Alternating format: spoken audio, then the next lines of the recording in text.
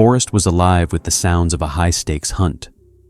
It was 2 a.m. in the Sawtooth National Forest, and the Midnight Pack, a legendary 12-member unit of gray wolves, was closing in. The audio captured by remote research microphones was a visceral symphony of apex predation. You could hear the heavy, rhythmic panting of 12 powerful animals in a coordinated sprint.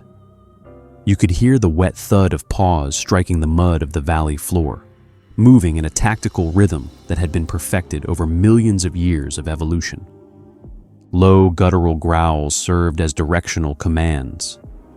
The alpha male, a 130-pound specimen of pure muscle and instinct, was directing his pack toward a small, exhausted elk herd pinned against a bend in the river.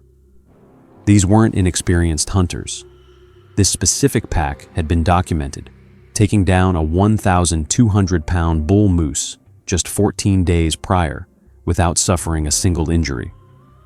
To the wolves, the elk were already meat. The coordinated attack pattern was flawless. They had the wind, they had the numbers, and they had the terrain. Then, at exactly 2:14 a.m., the forest went dead. It wasn't just quiet, it was a total acoustic vacuum. The kind of silence that feels like a physical weight pressing against your eardrums, similar to the sensation of diving into deep, cold water. In a matter of seconds, every natural sound in the valley floor was severed. The frantic bugling of the elk? Gone. The wind whispering through the lodgepole pines? Silenced. Even the insects, which usually provide a constant bed of white noise in the Idaho wilderness, ceased their vibration instantly. But the most chilling part wasn't the silence of the woods, it was the silence of the wolves. The alpha, caught on a high-speed trail camera, froze mid-stride. His massive frame began to tremble, a physiological reaction rarely seen in a top-tier predator. The hackles along his spine didn't just stand up, they bristled like warning flags in a gale. A high-pitched, pathetic whine escaped his throat, the sound of an apex hunter realizing it had just walked into the territory of something that viewed him as prey. The Midnight Pack didn't fight. They didn't growl at the darkness. They collapsed their formation in a state of individual, primal panic and fled. They abandoned a guaranteed meal, a kill they had spent hours setting up, and vanished into the tree line. They didn't run like hunters repositioning. They ran like prey escaping a slaughterhouse. Welcome to what researchers and high-altitude trackers are calling the wolf dead zone phenomenon. These are not merely areas where wolves are absent. These are geographic anomalies, perfect habitats with abundant water and prey, where the forest doesn't go quiet because predators are hunting. It goes quiet because the predators have encountered a superior authority. Something that doesn't just kill wolves, but systematically displaces them through psychological and physical dominance. To truly grasp the terror of a wolf pack running scared, you first have to understand the sheer level of dominance these creatures hold in the American wild. Since the reintroduction of wolves to Yellowstone in 1995, we have learned that they are not just dogs in the woods, they are a tactical military unit. The Crywolf Project, a multi-decade bioacoustic study, has spent over 200,000 hours recording and analyzing the behavior of wild packs. Their data reveals that a wolf pack's territorial control is mathematically precise. They don't just roam, they patrol. A typical pack uses chorus howls, averaging a frequency of 350 Hz, to establish a sonic perimeter. These howls carry vital data: the size of the pack, the health of the alpha, and the exact boundaries of their kingdom. These acoustic signatures can be recognized by rival packs from over 5 miles away. In the world of the wolf, sound is land. To howl is to plant a flag. Wolves operate with what biologists call pack confidence. When you have 12 members working in total unison, you are effectively a single organism weighing over 1,200 pounds with 48 sets of shearing teeth. They have been documented chasing grizzly bears off kills and standing their ground against mountain lions. They have learned to trust their cooperation completely. Think about the psychological threshold required to break that confidence. If a pack that can bring down a literal ton of muscle is running with its tail between its legs, what are we actually looking at? The Crywolf Project has documented 17 separate incidents across Idaho, Montana, and Wyoming, where established packs groups that had held the same territory for 5 or more generations abandoned their grounds overnight. This isn't seasonal migration. This isn't a response to a lack of prey. The elk are still there. The water is still there. But the wolves are gone. When researchers map these abandonments, a disturbing pattern emerges. The wolves maintain normal territorial behavior, scent marking, howling, and patrolling right up to a specific invisible line. Beyond that line, there is a total no man's land, a vacuum of predatory activity. It is as if a giant hand has carved out a section of the map and declared it forbidden. The bioacoustic analysis of these boundary lines provides the first clue into the how of the dead zone. In the hours leading up to a pack's flight, sophisticated recording equipment picks up a phenomenon that the human ear cannot detect: infrasound. These are subsonic frequencies, typically falling below 20 Hz. While we cannot hear them, we certainly feel them.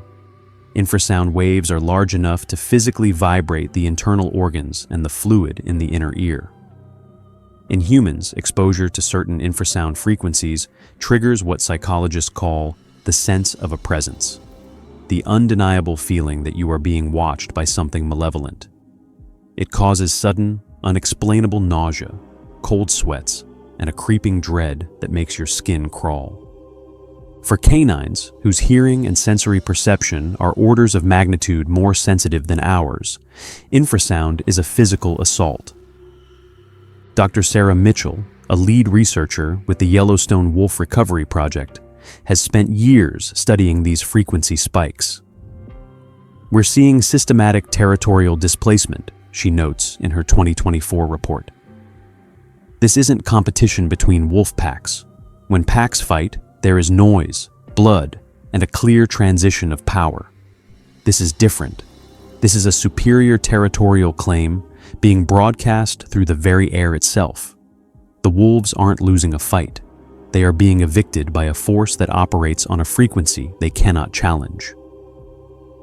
Hunters have a name for this. They call it the fear. It is that moment in the deep woods when your lizard brain screams at you to run before your conscious mind even knows why. Your body recognizes the threat, a massive, low-frequency vibration, long before your eyes see a shadow move. Something in our forests is broadcasting territorial warnings that wolves understand at a primal, cellular level. It is a biological keep out sign that vibrates through the marrow of their bones. While the sound explains the why, the physical evidence on the ground explains the what. When veteran trackers venture into these abandoned zones, they find impressions that defy standard North American zoology. To understand the anomaly, you have to know the baseline.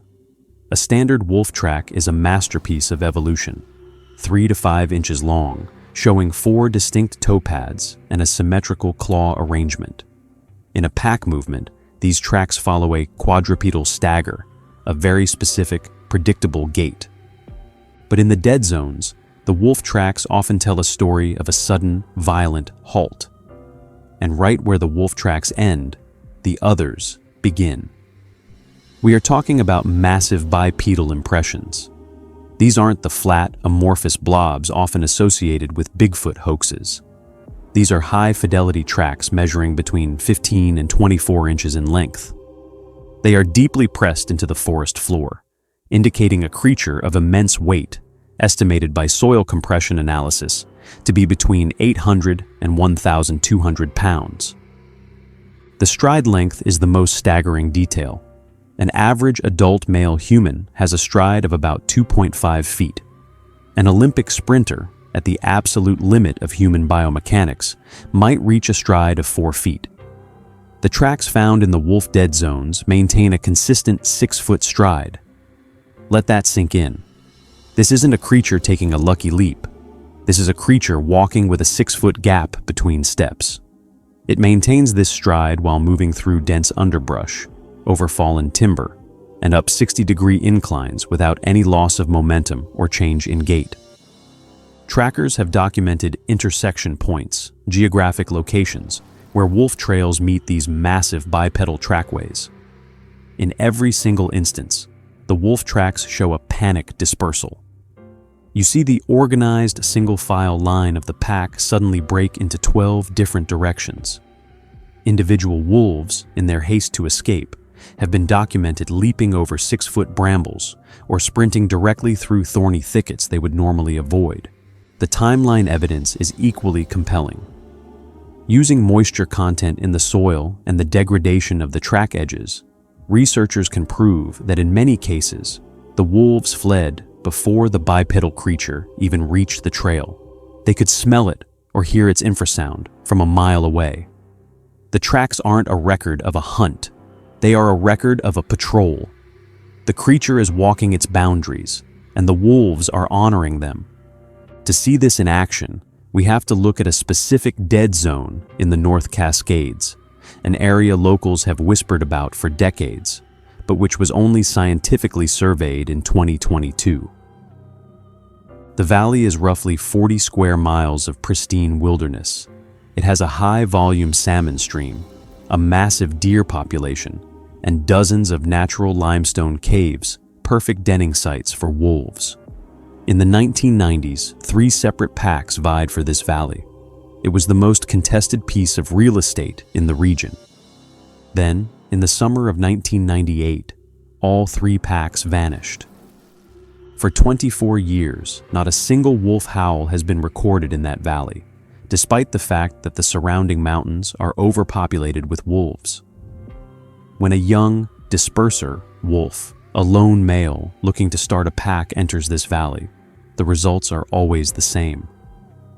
Trail cameras positioned at the valley's entrance caught a lone gray wolf entering the Forbidden Zone in October of 2023.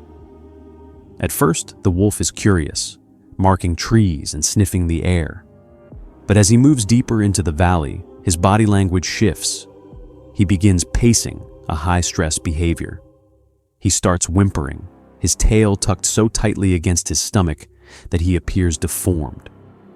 Finally, the camera catches the wolf looking up not at a tree, but at something standing on a ridge above him. The wolf doesn't bark. He doesn't growl. He drops to the ground in a submissive posture, then turns and bolts. He ran 22 miles in a single night to get out of that drainage. He didn't stop until he reached a highway, where he was found by a ranger, exhausted and shivering. When the research team hiked to the ridge where the wolf had looked, they didn't find a bear. They found a bedding site large enough for a grizzly, but it wasn't circular.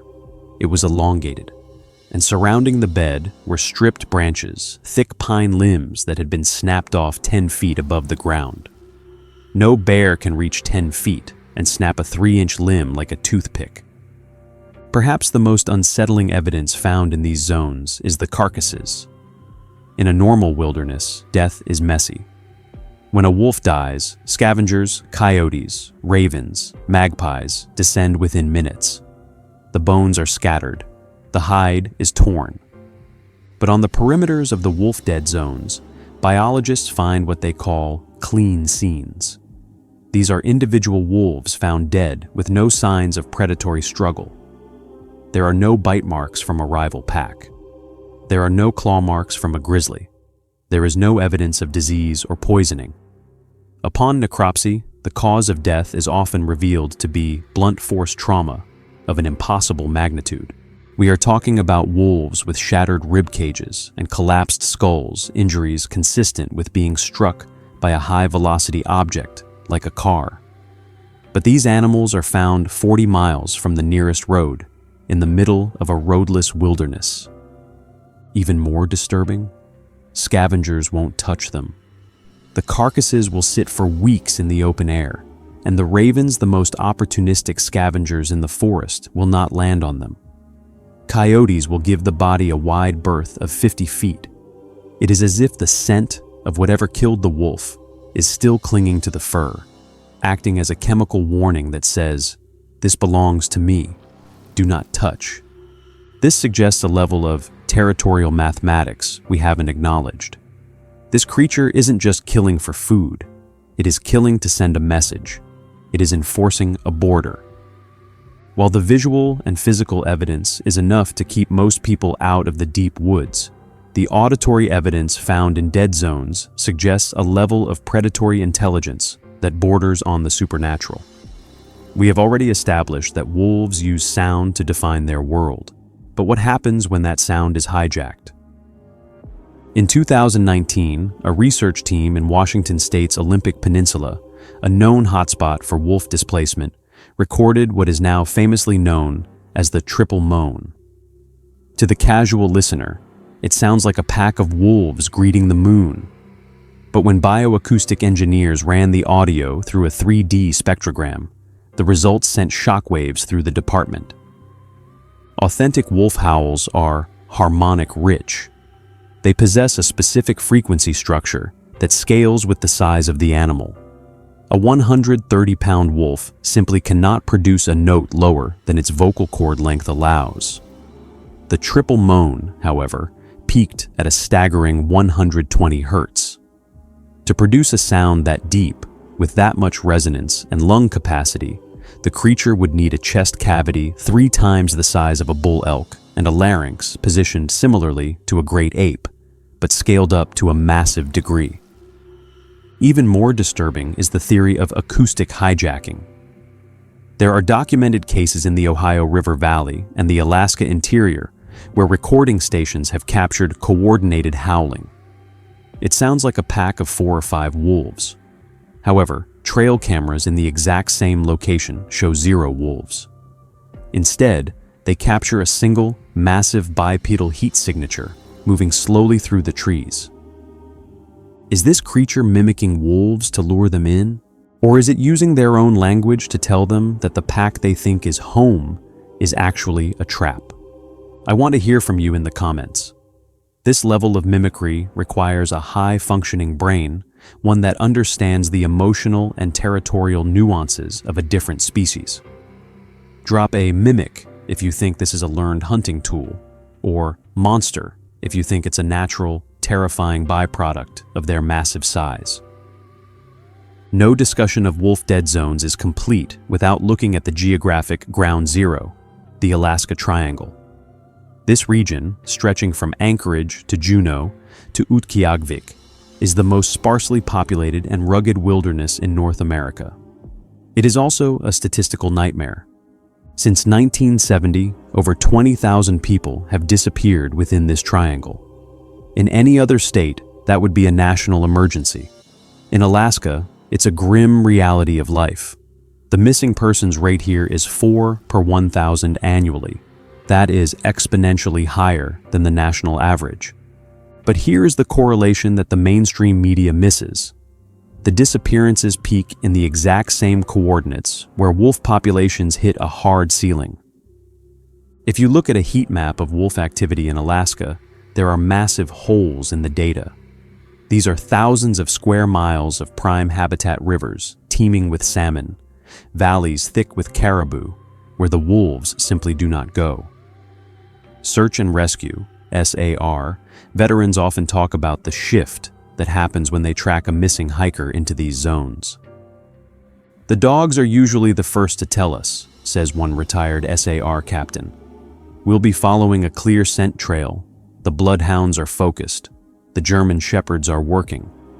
Then we hit a certain ridge or a specific creek bed, and the dogs just stop. They don't just lose the scent. They refuse to cross. They'll sit down, tuck their tails, and start shaking. They're looking at something across that line that we can't see, and they want no part of it. The Alaska Triangle isn't just a place where people get lost. It is a place where the natural hierarchy has been overturned. When search teams do find evidence in these zones, it's rarely a body. It's a clean scene, a backpack left in the middle of a trail, a pair of boots neatly placed near a river, and a set of massive 20-inch bipedal tracks leading away into the brush. No signs of a struggle, no blood, just a total, silent vanishing. In the age of modern technology, we no longer have to rely solely on trackers on the ground. High-resolution thermal satellite imagery has provided the most scientific evidence for the dead zone phenomenon to date. In 2021, a private research group analyzed thermal data from the Zone of Silence in the Yukon. They were looking for bear dens, but what they found defied explanation. They tracked a heat signature, a hot spot, moving across a valley floor at 3 a.m. The thermal profile was unmistakably bipedal. It wasn't the heat signature of a bear, which is a large, amorphous mass of heat. This was an upright, columnar signature with distinct hot zones at the joint's knees, hips, and shoulders, consistent with a primate's movement. The computer model estimated the height of the signature at 9 feet, 4 inches. But it was the behavior of the heat signature that was most telling. It didn't wander. It didn't forage. It moved in a straight tactical line along the exact perimeter of a known wolf dead zone. It was walking the fence. Every few miles, the signature would stop for 10 minutes, potentially to scent mark or broadcast infrasound, before continuing its patrol. This creature wasn't just living in the woods, it was managing the woods. We have been taught that the wolf is the king of the North American wilderness. But the evidence suggests the wolf is merely a vassal, a lower-tier predator that has been allowed to exist only where the ultra-apex doesn't want to. Consider the energy efficiency of this creature. A wolf pack is expensive to maintain. It requires constant movement and a high kill rate to feed 12 mouths.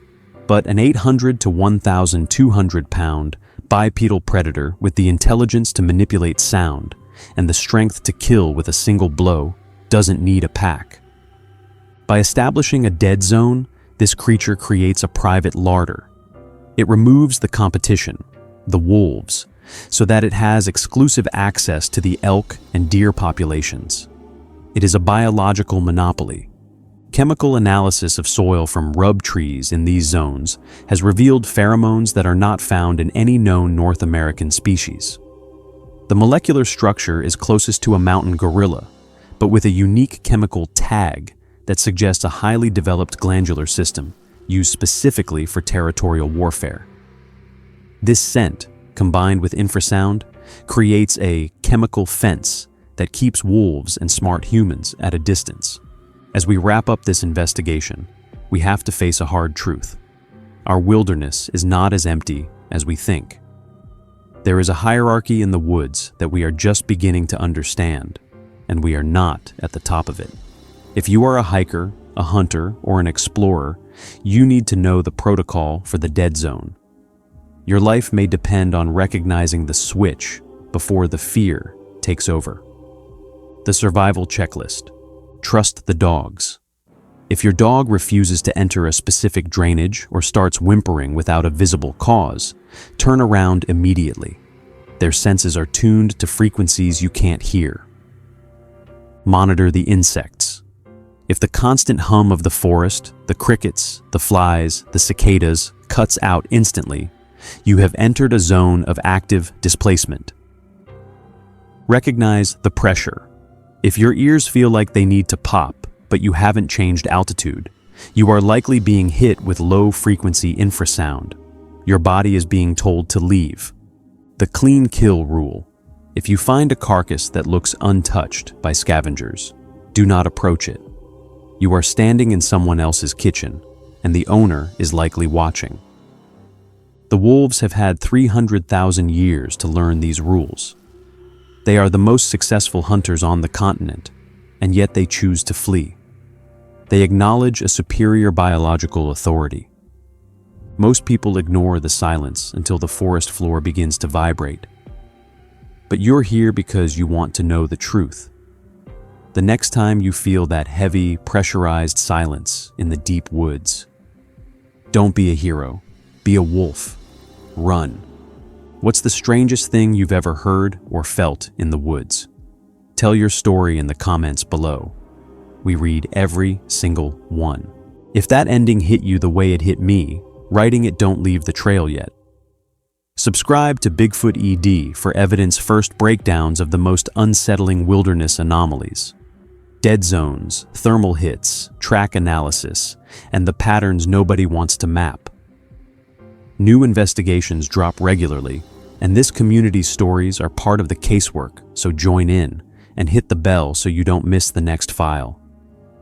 Because out there, the scariest moment isn't the scream. It's the silence right before it.